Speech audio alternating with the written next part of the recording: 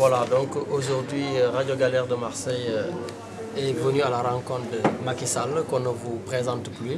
Donc, ancien Premier ministre au Sénégal, ancien président de l'Assemblée nationale, ancien ministre de l'Intérieur et aussi ancien directeur de campagne du président de la République, Maître Abdoulaye Wade. Aujourd'hui, M. Macky Sall, vous êtes à Marseille. En 2 mots, on peut savoir pourquoi vous êtes venu à la rencontre des Sénégalais de Marseille. Je vous remercie et je félicite Radio Galère, Radio Marseillaise, qui émet sur la fréquence de modulation et qui s'intéresse beaucoup à la vie de la diaspora et de manière générale à la vie des Sénégalais. Je suis venu à Marseille, dans la cité phocéenne, comme j'ai l'habitude de le faire. J'ai décidé, dans la mission que je me suis donnée, de trouver les Sénégalais partout où ils vivent, que ce soit à l'intérieur de nos frontières ou à l'étranger. Je me suis fait le devoir d'aller à leur rencontre, de les écouter, d'échanger avec eux sur leurs préoccupations, sur leurs priorités, afin moi-même de moduler le projet politique que j'ai l'intention, avec l'Alliance pour la République, de soumettre à nos compatriotes. Donc c'est la raison de ma présence ici à Marseille et dans la province Alpes-Côte d'Azur, donc où je poursuivrai demain, n'est-ce pas, les tournées à Nice et à Cannes. Est-ce qu'aujourd'hui, vous n'avez pas quand même un sentiment de culpabilité et de responsabilité? Je vous le dis tout simplement parce que vous avez mené le président au pouvoir en tant que directeur de campagne, mais aussi vous avez été Premier ministre, donc cela veut dire que vous avez exécuté son programme gouvernemental. Est-ce donc aujourd'hui, vous n'avez pas quelque part un problème de culpabilité? Non, culpabilité, je ne dirais pas. Ce serait, à mon avis, un peu excessif et irresponsable. Quelques regrets, oui, puisque en réalité, je ne suis pas le seul à avoir regretté d'avoir soutenu le président Wade. Je pense que son arrivée au pouvoir a été d'abord voulue par une grande majorité de Sénégalais en 2000, à la suite de la présence du Parti socialiste 40 ans durant, voire 50 ans, à la tête du pays. Les Sénégalais ont souhaité avoir un changement en 2000. Donc l'alternance a été une volonté populaire qui s'est manifestée. On ne peut pas dire que c'est une parenthèse. Donc, mais l'alternance, c'était un espoir, un idéal, l'idéal du socle. Et c'est cet idéal, en définitive, qui est en train d'être dévié et qui est en train d'être trahi. Donc, je peux aujourd'hui avoir du regret, puisque moi-même, je croyais en cet idéal. Moi-même, je croyais en l'homme. Et je pense aussi qu'il a eu à faire des choses utiles pour le pays. Vraiment, pour le premier septennat, j'avoue que j'ai partagé entièrement, ou en tout cas pour l'essentiel, les projets qui ont été faits sous l'autorité du président Wade. Et je pense aussi que globalement, cela a été un septennat plus ou moins positif.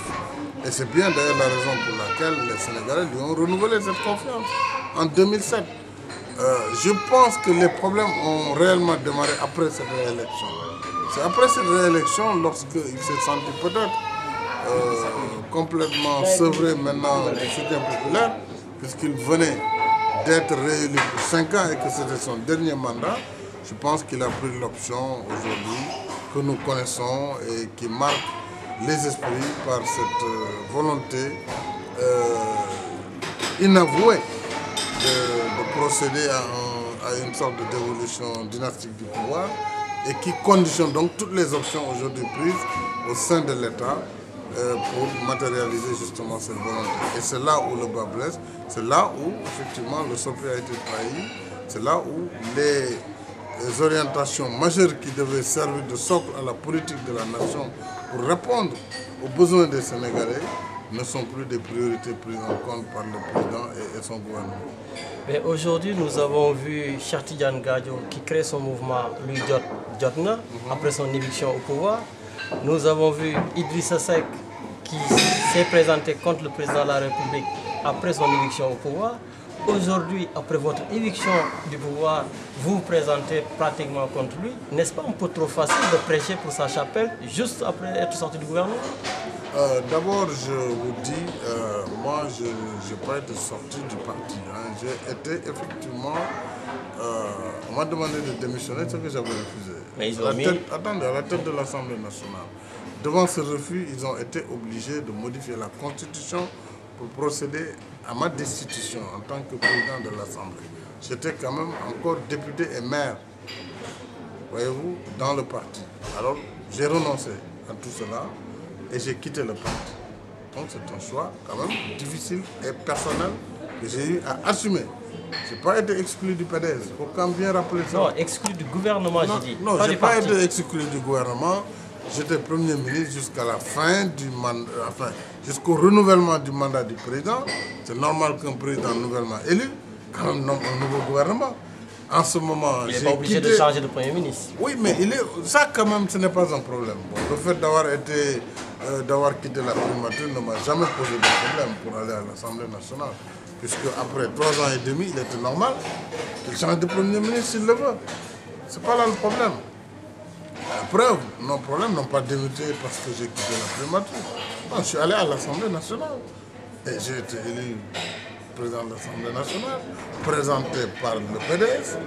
Donc nous avons entamé un travail, c'est dans l'exercice de ce travail de parlementaire, dans le cadre de la mission de contrôle de l'exécutif, lorsque l'Assemblée a voulu auditionner l'ANSI, nos problèmes ont démarré. Donc il faut quand même poser les problèmes tels qu'ils se sont passés historiquement. Alors, de manière générale maintenant, pour en revenir à votre question, oui, la politique est ainsi faite. Lorsque dans un parti, vous évoluez et que vous n'avez plus d'espace d'évolution ou de compréhension, étant un homme politique, mais vous continuez votre combat ailleurs où vous pensez pouvoir créer un cadre à même de vous permettre de poursuivre vos objectifs politiques. Ce n'est pas le fait du Sénégal. En France, aux États-Unis, partout, c'est la même chose. Lorsque les gens ne s'entendent plus ou ne peuvent plus cohabiter alors que chacun a une vision et un idéal, je pense que la logique et le courage politique recommandent de créer un cadre nouveau, de s'investir et de faire la promotion de ce cadre pour attirer et avoir la confiance de ses concitoyens. Donc je pense que moi c'est ce qui s'est passé. Lorsque j'ai compris que je ne pouvais plus évoluer dans le PDS, j'ai démissionné et j'ai rendu mes mandats. Je suis redevenu citoyen simple avec ceux avec qui j'ai créé la paix. Nous l'avons lancé et aujourd'hui je pense que les Sénégalais ont parfaitement compris et décrypté ce message et nous nous réjouissons d'avoir, en tout cas de bénéficier de la majorité, d'un soutien majoritaire aujourd'hui de la part de nos compatriotes. Une avant-dernière question.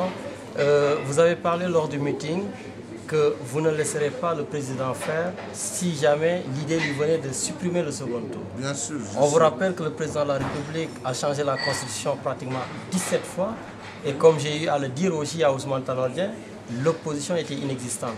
Cette fois-ci, quelle méthode allez-vous utiliser pour contrer sa façon de faire? Oui, il faut faire très attention. Vous savez, il faut faire très attention. La Constitution a été modifiée à peu près 15 fois.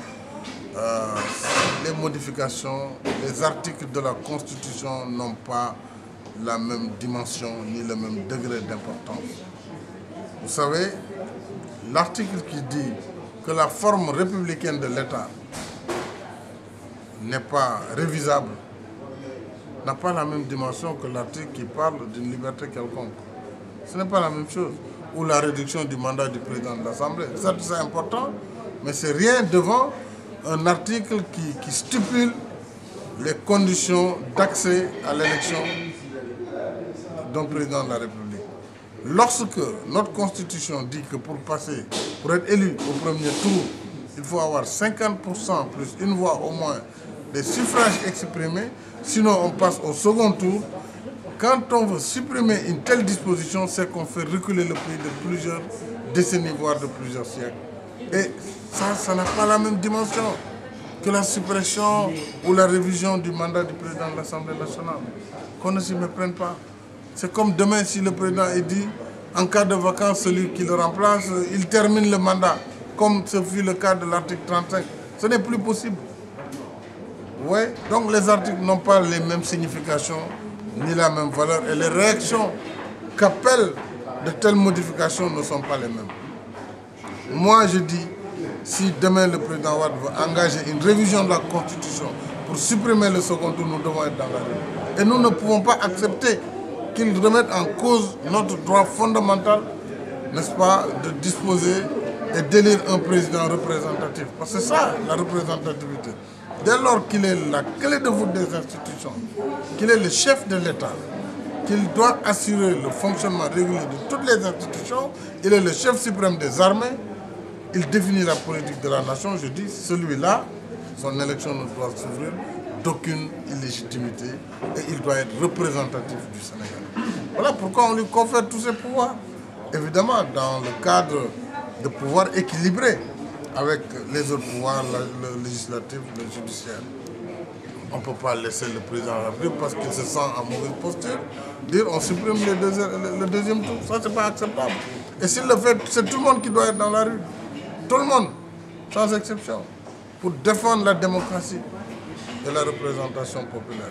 Donc pour moi, je ne peux pas confondre une révision d'une disposition du code pénal pour pouvoir juger Hissène Habré sur le sol sénégalais parce qu'il faut adapter la constitution à des normes, n'est-ce pas, et à des conventions internationales avec cette disposition fondamentale sur le second tour ou bien sur la suppléance du président de la République. Ce n'est pas la même chose.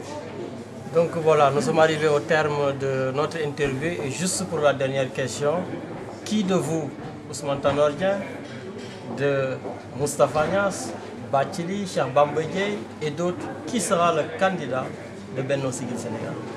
Mais je ne sais pas qui sera, je ne pense pas. Vous êtes candidat? Je ne suis pas candidat à la candidature unique. Je serai candidat à la candidature plurielle.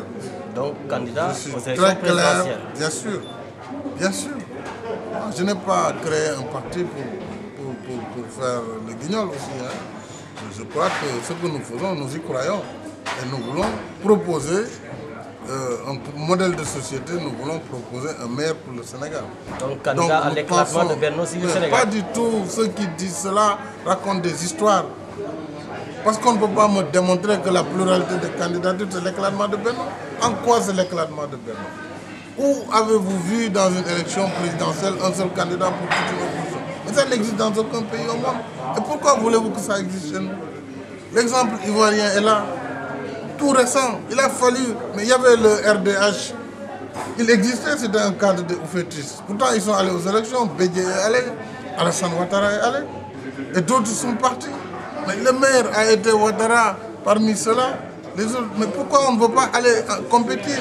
Et il appartient aux Sénégalais de donner à chacun de nous un niveau de confiance qui correspond à ce qu'il représente.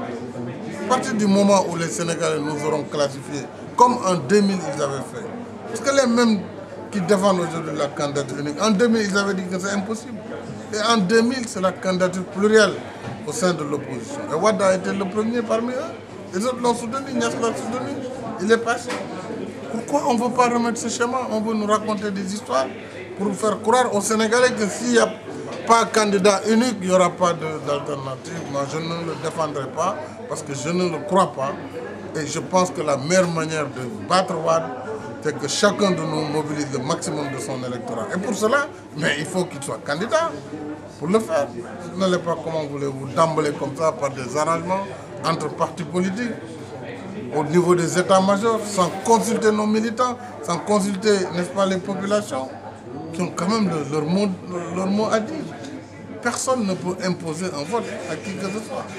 Donc moi, encore une fois, j'estime que Benno peut parfaitement présenter des candidatures, c'est raisonnable, voyez-vous, et obtenir un gentleman agreement entre ces candidats qui éviteront de se neutraliser mutuellement, de s'attaquer les uns contre les autres et qui pourront même signer un accord de désistement mutuel au second tour en cas, n'est-ce pas, lorsque l'un d'eux sera le mieux placé. Et je pense honnêtement c'est ça qui peut nous aider. Ce n'est pas en imposant la pensée unique ou en disant que ceux qui ne sont pas pour la candidature unique font du tasaro. C'est un argument fallacieux. Donc voilà ce que je veux dire. Moi je respecte le choix de ceux qui disent candidature unique, c'est leur choix. mais qu'on nous respecte aussi dans notre choix de la candidature plurielle. Voilà le débat de fond, c'est un débat de démocratie. Et il faut que les uns et les autres soient plus démocrates, plus ouverts et plus tolérants. Et je crois que c'est comme ça que nous pourrons, n'est-ce pas, arriver à notre objectif commun de victoire en 2012. Monsieur Macky Sall, la Radio Galère de Marseille vous remercie. C'est moi qui vous remercie.